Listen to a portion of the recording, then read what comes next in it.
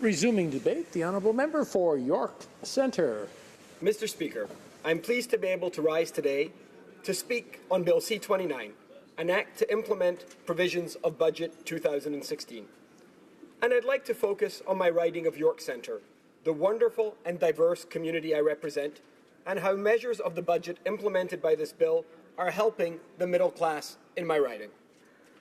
I'm a firm believer in engaging with constituents, not just at election time, but between elections, hearing from my constituents on what matters to them so I can bring their priorities and concerns to this House and represent them fully. Just this past weekend, I held what I call Coffee with Your MP in my riding. The idea being I sit in 4 coffee shops for an hour each and invite members of the community to come and meet me and talk about their concerns. It's a wonderful way to directly engage with my constituents and also support local small business. Mr. Speaker, each day I meet and talk to people from York Centre and beyond, and they tell me how positively they're feeling about this government's actions so far. I talk to parents of young children who now have the support they need to be able to make ends meet. The Canada Child Benefit, introduced in this budget, the benefits of which are indexed to inflation by this bill, is a revolutionary program to help the middle class and those working hard to join it. I've met far too many families that constantly struggle to keep up with expenses. These are single mothers who face the challenge of supporting their children on a single income, and parents who face stagnant wages as the cost of raising their families increase. That's why the government introduced the new Canada Child Benefit, to give Canadian families more help with the high cost of raising children. The Canada Child Benefit is simpler. Most families receive a single payment every month. Tax-free. Families don't have to pay taxes on payments. Better targeted to those who need it most.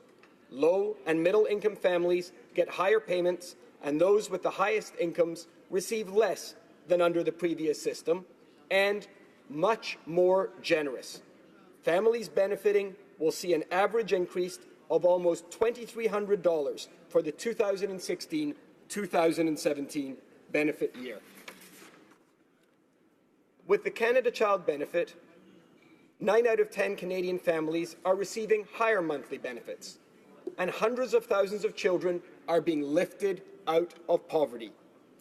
And to ensure that benefits match the cost of living, these benefits will be indexed. Mr. Speaker, I cannot stress enough how important this investment is for the middle class of Canada, and particularly for my riding of York Centre. An incredible number of young families make York Centre their home and raise their children there. But as our community grows, our infrastructure has to grow to adapt with it. As I talk to my constituents, many of the concerns they raise relate to how their neighbourhoods are affected by ageing infrastructure and how they adapt to growing density in their area. They're concerned about transit, about being able to get to work on time and get home at a reasonable hour. It's unreasonable for someone who lives in York Centre and works in downtown Toronto to have a 2-hour commute when it should take less than 45 minutes. It's unreasonable to wait in traffic for an hour to move half a kilometre. This isn't hyperbole. This is the daily reality faced by too many of my constituents. On Dufferin Street, at Finch Avenue, through fares in York Centre, there is near constant gridlock. Residents in my riding, waiting for a bus, can wait for almost an hour to find one they can board. Residents suffer, businesses suffer, and our economy suffers because of these harsh realities. This intersection is also listed every year near the top of the annual CAA Worst Roads for Driving survey, another manifestation of our crumbling infrastructure. Mr. Speaker, there is consensus. Investing in infrastructure is the right thing to do. And yet another reason why I'm proud of this government's investment in our country's infrastructure. When we invest in our country, in our communities, we're not just helping Canadians now, we're investing in greater economic growth for the long term. The benefits will be felt by our children and by our children's children. Budget 2016 is committed to doubling infrastructure investments over the next 10 years, including dedicated funding for public transit. We are working in partnership with all three levels of government, building rapid transit that will benefit communities for years to come. What does this look like? In York Centre, we're seeing investments in transit across the board. The Spadina subway that ends in my riding at Downsview is being extended with federal funding, and we can expect it to open next year. And this is just the beginning. The ambitious 10-year infrastructure investment presented by the government is a bold plan that will spur growth and help this country and York Centre get moving again. It's not just transit. Community infrastructure, investments in affordable housing will help make our cities and communities more livable and more affordable. In York Centre, we have an ageing stock of affordable housing, and families are deeply affected by the lack of availability. There's a 97,000 family waitlist for Toronto community housing. As our population ages, we're facing shortages of affordable housing that meets seniors' needs as well.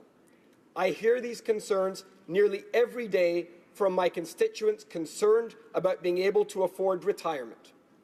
Those looking to retire and those who are currently retired who worry about being able to stay in their homes. That's why I'm pleased that Budget 2016 is investing $2.3 billion over 2 years to give Canadians greater access to more affordable housing. Far more than just bricks and mortar, infrastructure is a key driver of any community's social development. That's why the government recognizes that investing in infrastructure is essential to equipping municipalities with the building blocks they need to support a high standard of living for all Canadians. Investing in public infrastructure is about creating good, well-paying jobs. It's about protecting the environment and improving public health. It's about developing recreational and cultural centres where people can enrich their lives and strengthen community ties.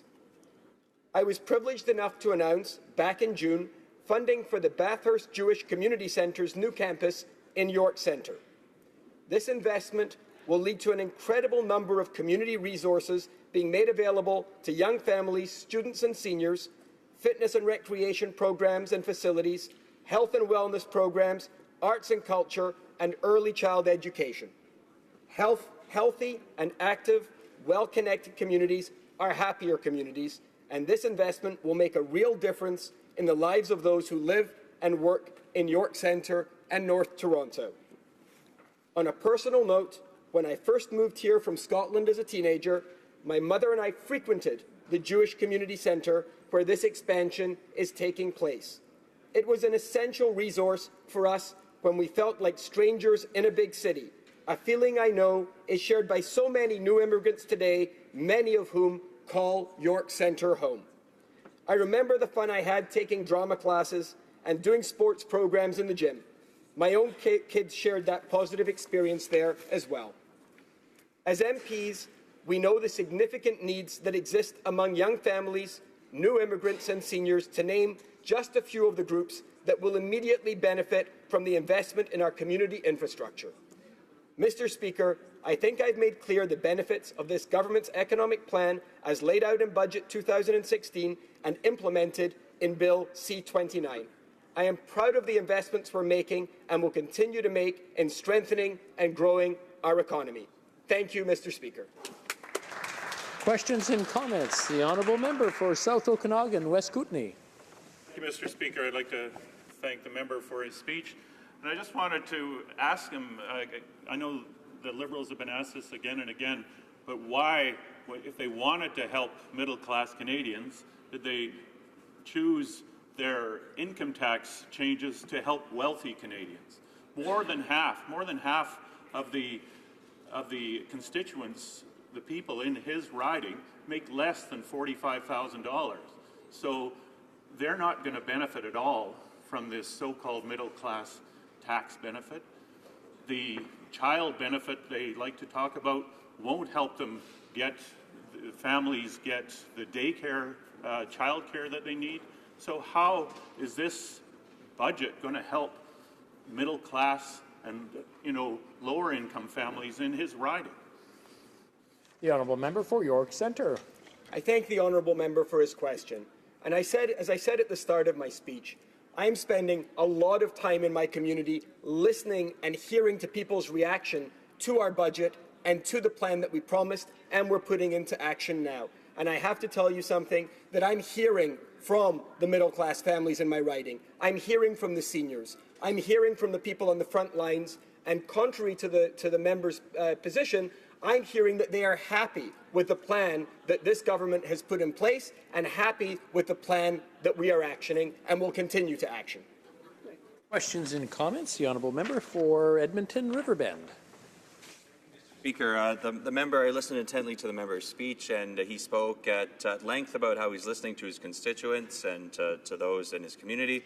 Curious if he's heard many people come up to him and say that a carbon tax is a positive thing. For York Centre. Well, I can answer that question, the member's question, unequivocally. I've heard from people from all across my riding and all across my city, and in fact, I've heard input from Canadians across the country who understand that in today's world, economic growth and environmental protection must go together. It's not an option anymore. And yes, the residents of York Centre, the people I speak to on the front lines, they do understand the need to protect our environment, and they understand that that's something that's going to be good for us, for their children, and for their children's children. So in response to the member's question, the answer is yes. Questions and comments? The honourable member for Etobicoke Lakeshore. Thank you, Mr. Speaker. And thank you to the member from York Centre for his comments.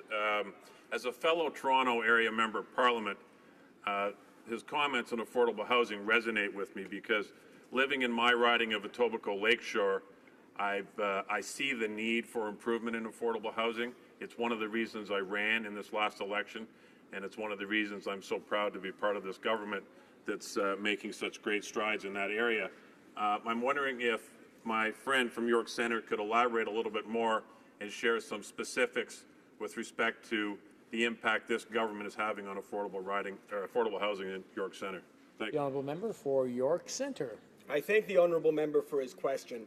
And I have to tell you, this is a huge priority, not just for our government, but for myself as a frontline MP. I see the problems associated with the decline in affordable housing stock, particularly in the city of Toronto. This is an enormous problem. As I mentioned, 97,000 families, not individuals, 97,000 families waiting for affordable housing, and a real lack of affordable housing that's been built over the last decade plus. We're committed to working with different strategies to achieve the expansion of affordable housing. In my own riding, we've got private groups, charities, that have also contributed to affordable housing for seniors.